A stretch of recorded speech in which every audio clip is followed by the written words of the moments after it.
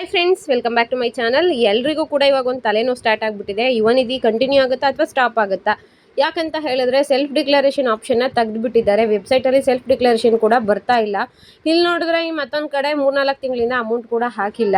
ಇವಾಗ ಯುವನಿಧಿ ಸ್ಟಾಪ್ ಆಗುತ್ತಾ, ಕಂಟಿನ್ಯೂ ಆಗುತ್ತಾ, ಯಾಕೆ ಇಷ್ಟು ಲೇಟ್ ಮಾಡ್ತಾ ಇದ್ದಾರೆ ಎಲ್ಲನೂ ಕೂಡ ಈ ವಿಡಿಯೋದಲ್ಲಿ ನಾನು ನಿಮಗೆ ತಿಳಿಸ್ಕೊಡ್ತೀನಿ. ಕಂಪ್ಲೀಟ್ ಕ್ಲಾರಿಫಿಕೇಶನ್ ಕೂಡ ಇರುತ್ತೆ. ನೀವೇನಾದರೂ ಫಸ್ಟ್ ಟೈಮ್ ಚಾನಲ್ ಇದ್ದೀರಾ ಅಥವಾ ಇದಕ್ಕಿಂತ ಮುಂಚೆ ಸಬ್ಸ್ಕ್ರೈಬ್ ಮಾಡ್ಕೊಂಡಿಲ್ವಾ, ದಯವಿಟ್ಟು ಸಬ್ಸ್ಕ್ರೈಬ್ ಮಾಡ್ಕೊಳ್ಳಿ. ಮುಂದೆ ಏನೇ ವಿಡಿಯೋ ಹಾಕಿದ್ರು ನಿಮಗೆ ನೋಟಿಫಿಕೇಶನ್ ಬರುತ್ತೆ. ನೋಡಿ, ಯುವನಿಧಿದು ಸೇವಾ ಸಿಂಧು ವೆಬ್ಸೈಟಲ್ಲಿ ಲಾಗಿನ್ ಆದಮೇಲೆ ಇಲ್ಲಿ ಯುವನಿಧಿ ಅಂತ ಸರ್ಚ್ ಮಾಡಿದ್ಮೇಲೆ 2 ಆಪ್ಷನ್ ಅಷ್ಟೇ ಬರ್ತಾ ಇದೆ.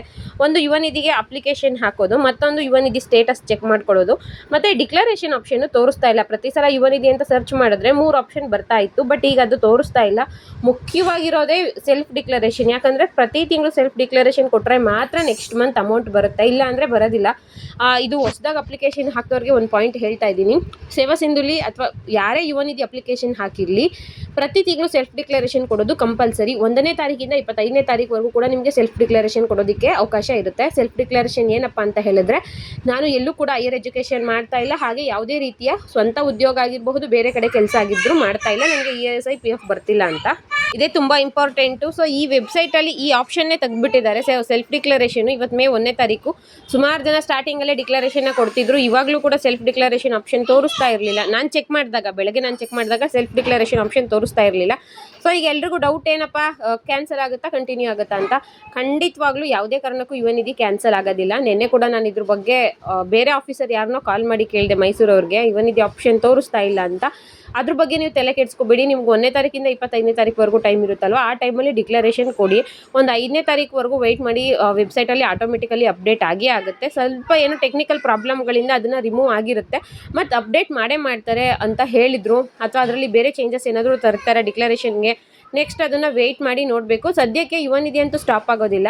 ಆ ಡಿಕ್ಲರೇಷನ್ನು ಟೆಕ್ನಿಕಲ್ ಪ್ರಾಬ್ಲಮಿಂದ ಡಿಲೀಟ್ ಆಗಿರಬಹುದು, ಮತ್ತು ಹೊಸದಾಗಿ ಅದು ಮತ್ತೆ ಬರಬಹುದು, ವೆಬ್ಸೈಟಲ್ಲೇ ಬರಬಹುದು, ಅಥವಾ ಬೇರೆ ರೀತಿ ಸೆಲ್ಫ್ ಡಿಕ್ಲರೇಷನ್ ಕೊಡೋಕೆ ಆಪ್ಷನ್ ಕೊಡಬಹುದು.